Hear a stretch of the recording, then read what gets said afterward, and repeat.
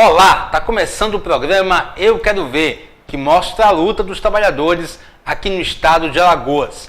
E a gente começa esta edição mostrando como foi a paralisação de 24 horas dos funcionários da Eletrobras.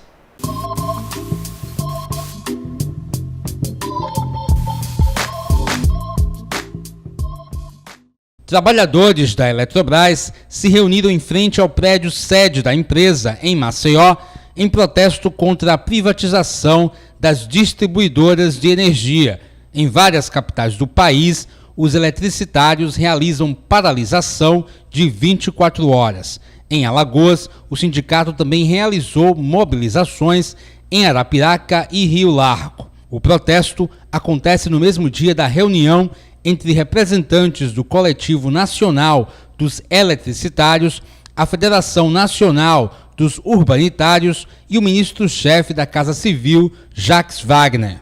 Hoje, no dia 27, está sendo uma continuação da reunião que aconteceu no dia 19. Então, no dia 19, nós tivemos a oportunidade de levar toda a discussão que foi feita dentro dos movimentos sociais, dentro do movimento sindical, sobre exatamente cobrar da presidência da República o compromisso da não privatização das nossas empresas públicas. Então, isso foi colocado no dia 19, o governo está com essa agenda de privatização das distribuidoras de energia e nós esperamos que hoje, no dia 27, o governo apresente para nós uma alternativa a essa ameaça. Nós precisamos ter os investimentos necessários. Então, a questão de você levar essa empresa para iniciativa privada vai carecer exatamente dos investimentos. Tanto faz o governo ou a empresa privada fazer o investimento, o que a empresa precisa é de investimento. E aí, por que não manter pública? Essa é que é a grande pergunta que a gente está fazendo para o governo. E a outra pergunta que a gente faz, se dizem que essas empresas são tão ineficientes, por que tanto interesse do mercado em querer comprá-la? Como parte das mobilizações, a CUT, Movimentos Sociais e o Sindicato dos Urbanitários também realizaram um ato no município de Messias. A BR-101 chegou a ser bloqueada no início da manhã. A gente sabe que a privatização ela gera desemprego, mal condições de trabalho na questão principalmente do fornecimento à população, virou moda agora. Tudo ser privatizado, tudo que é patrimônio tanto do governo federal, estadual, estão querendo passar para terceiros gerenciar, tirando responsabilidade de si. Então a CUT é contra, a gente está aqui apoiando os companheiros dos sindicatos urbanitários.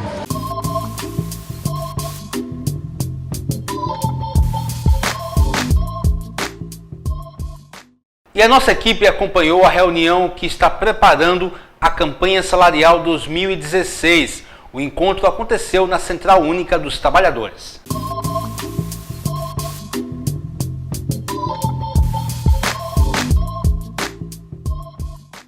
Entidades sindicais de servidores públicos estaduais e municipais, além de movimentos sociais e servidores da rede privada, estiveram reunidos na sede da Central Única dos Trabalhadores para a preparação da campanha salarial 2016.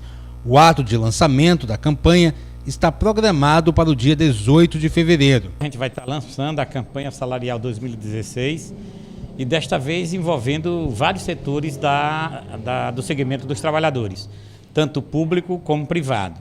No tocante aos públicos, nós vamos fazer um dia que vai juntar servidores do município de Maceió, servidores do estado de Alagoas e de uma dezena de municípios alagoanos. Todos aqueles que têm database até o mês de maio se junta no dia 18, vem para a rua, apresenta a sua pauta e faz entrega e protocola essa pauta junto ao governo do estado. Os servidores municipais vão protocolar um documento na AMA, né, e os servidores municipais na Prefeitura de Maceió. Além disso, está sendo convidado outras categorias, os vigilantes têm database que está sendo negociado. Se eles não avançarem até o carnaval, os vigilantes vão estar juntos com a gente no dia 18, e outras categorias que nós estamos consultando, que tem database tudo prevista para o primeiro semestre, vai estar junto nessa agenda do dia 18. O ato unificado também irá protestar contra as demissões de funcionários da CARP. A previsão é que mais de 600 trabalhadores sejam demitidos até o fim do ano.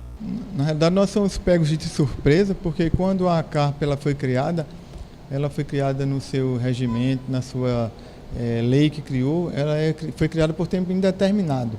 Ou seja, nós sabíamos que ela só seria extinta quando o último servidor aposentasse. Isso na Previdência Social. E este governo, agora no dia 14, ele demitiu pessoas que não têm tempo de contribuição. Então, todos os sindicatos que compõem lá a CARP, nós nos reunimos já nesses dias, estamos avaliando, tentando negociação com o governo para que ele reavalie, né, esses servidores que estavam realmente nas empresas, nos órgãos do Estado, trabalhando, contribuindo com o desenvolvimento desse Estado e que ora foram foram demitidos. A maior preocupação, como eu falei, é por aquelas pessoas que não têm tempo de contribuição.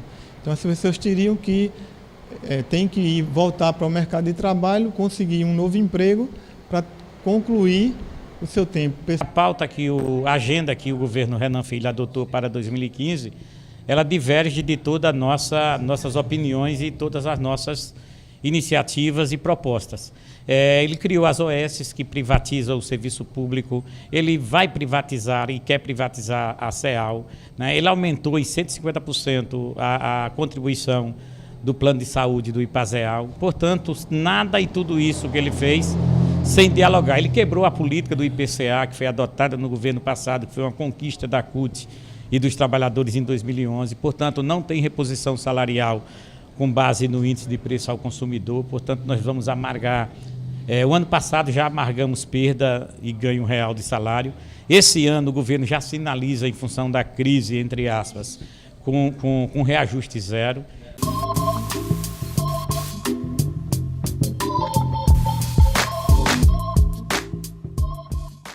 E esta semana acontece a Assembleia do Sindipol, Sindicato dos Policiais Civis. O presidente da entidade, Josimar Melo, deu mais detalhes.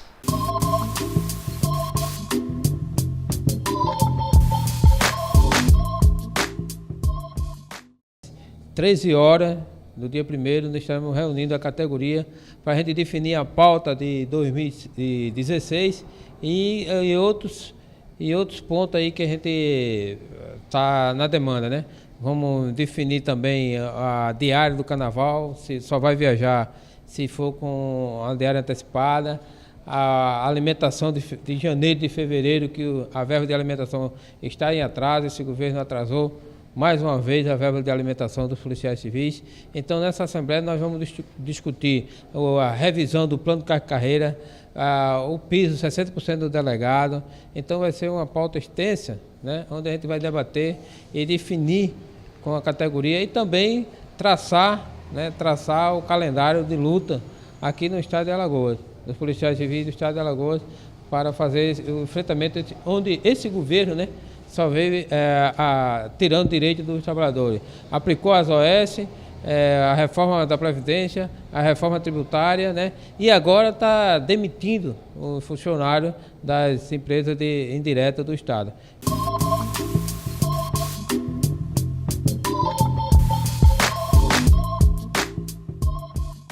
E a nossa equipe entrevistou a diretora do Sinteal, Girlene Lázaro. Ela falou sobre o polêmico projeto de lei chamado Escola Livre.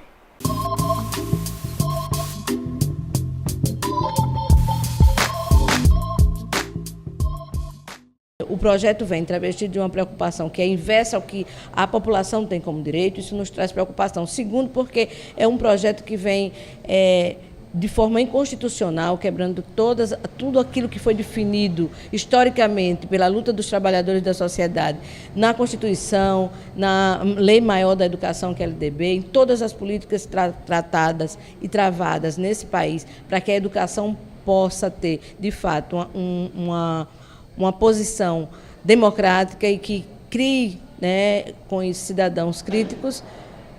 Ele vai de encontro, e segundo, porque ele ultrapassa todas as questões que são de prerrogativas da Assembleia Legislativa, porque ele fere a legislação federal em relação a isso. Então, nós temos preocupação tanto políticas como constitucionais, como preocupações de ordem pedagógica, porque intervém também na atividade de todo o magistério desse Estado.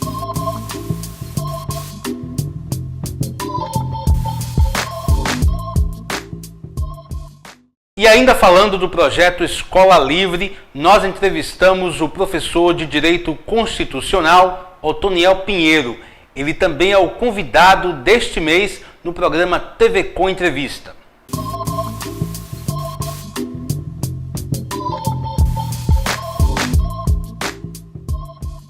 Além de restringir, além de eles desapareceram com a liberdade de ensinar que está na Constituição Federal, eles empregam termos muito abertos e indeterminados, como, olha, o professor ele é proibido de vincular determinado assunto que possa induzir o aluno a um determinado pensamento político, religioso ou ideológico. Ora, o que é esse pensamento? O professor vai ficar com uma vigência dessa lei em um clima de terrorismo, porque ele não pode vincular em sala de aula um conteúdo que possa induzir. Então, que conteúdo é esse? A lei não diz, entendeu? O clima de terror ao professor, essa restrição indevida à liberdade de ensinar que está na Constituição Federal, isso aí é uma gravidade.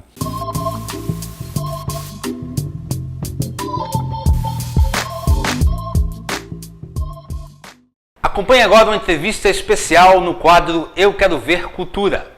O quadro Eu Quero Ver Cultura desta semana recebe o historiador alagoano Ivo Farias.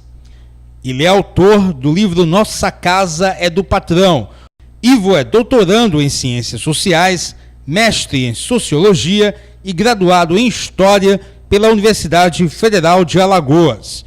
Ele é professor de Filosofia e de Sociologia e vai falar sobre resistência operária e a história do bairro de Fernão Velho. Ivo, muito obrigado pela presença. Vamos começar falando de quanto tempo você levou para coletar toda a informação para publicar esse livro. De pesquisa mesmo, eu comecei a fazer algumas entrevistas desde 2003, 2004, quando eu fazia a graduação em História. Eu já comecei a me interessar, até porque eu sou de Fernão Velho. Na verdade, a pesquisa ela antecede a minha própria condição acadêmica, né? A própria vivência no local já me despertou algumas curiosidades antes de entrar na universidade. E aí, na verdade, se eu for constar mesmo assim, o período de pesquisa, né, estaria desde a minha infância até hoje, mas de forma mais acadêmica está entre 2004, 2003, 2004 até 2011, né, 12, quando eu concluo o trabalho. Fernão Velho é uma vila operária. O que caracteriza uma vila operária? As vilas operárias, de uma forma geral, elas se caracterizam pelo fato de o industrial não possuir somente a fábrica, mas possuir toda a administração da cidade, as casas da fábrica, cinema, ambulatório, questão de saúde, de assistências médicas e assim sucessivamente, que seria por conta do Estado. Os industriais passam a ter essa responsabilidade. Isso é uma característica das vilas operárias, mas isso aí não é à toa, né? Isso aí tem a ver com uma forma de dominação específica das vilas operárias, que predominou no Brasil. Ainda existe no Brasil algumas vilas operárias, mas o predomínio dessas vilas operárias se deu entre o começo do século XX até pelo menos da década de 70, 80. Bem, qual é a relação de Fernão Velho com o Barão de Jaraguá?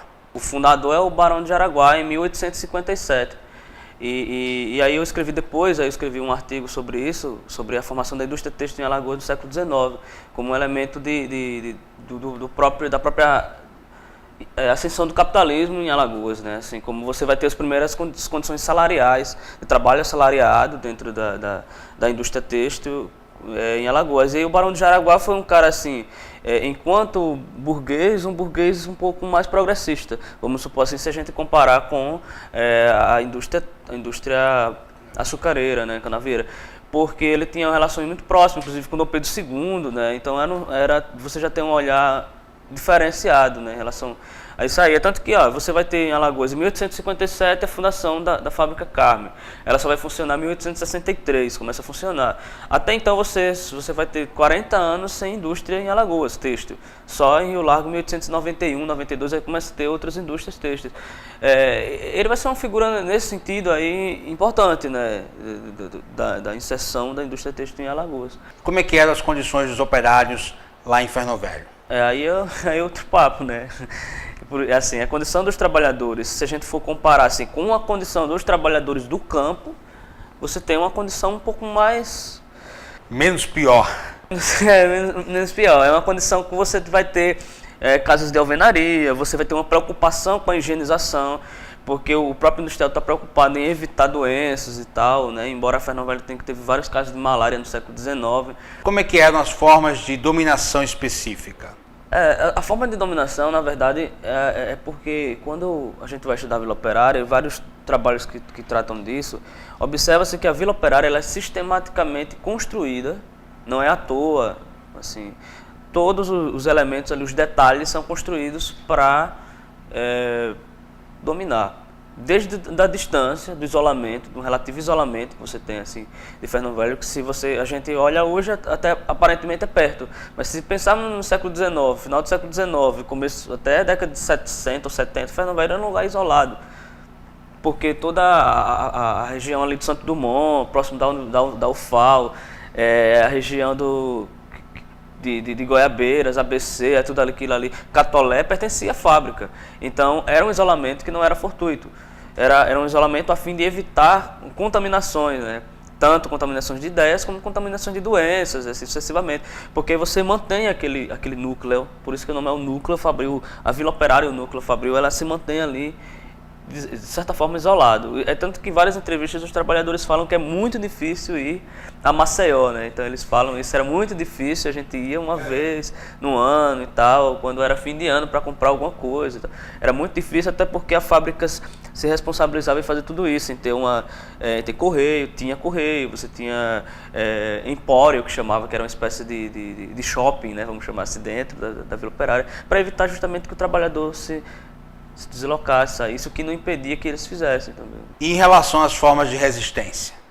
Então, as formas de resistência são diversas, desde a forma no cotidiano, que a gente vai ter essas formas de resistência dentro da própria fábrica, que a gente nota na fala dos trabalhadores de forma mais individualizada e de forma mais coletivizada, desde o sindicato, o texto lá, que foi um sindicato que, pelo consta, assim, foi também bastante combativo, e a própria iniciação do Partido Comunista lá, foi forte mesmo.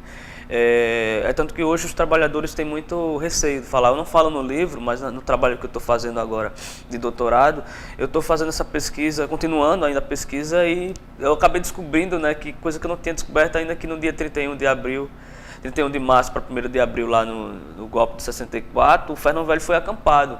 Eu não sabia disso, né? Então, depois outros operários começaram a falar isso. Então, não é à toa que foi ocupado, porque existia, de fato, uma resistência operária grande lá. E eu termino o livro, no caso, com a greve de 62, que foi uma greve que durou 3 dias. Se a gente pensar esse contexto, 62, pós-Revolução Cubana, sabe? Você tem todo o fervor, e você, dentro de um núcleo fabril com características interioranas, os trabalhadores parar a fábrica por 3 dias, né? E puxado por tecelãs, por mulheres. Né, todo esse contexto do gênero, que se a gente fosse discutir, que daria pano para manga, assim, mas, então havia sim uma resistência que mostrava que as condições, embora um pouco mais brandas, vamos supor assim, em relação à condição do trabalhador canavieiro, era uma condição também não muito humana, né, nesse sentido. E quem quiser comprar o livro? Então, está à venda no Museu Hotel Brandão, e também está à venda na casa dos meus pais, lá em Fernão Velho. Rua da Praia 35, em Fular. Os dois lugares que eu deixei, aproveita para conhecer e tal. E aí lê e depois volta para fazer o balanço, né? Do que viu e do que leu. Ivo Farias, muito obrigado pela sua presença. Eu que agradeço. Muito bom.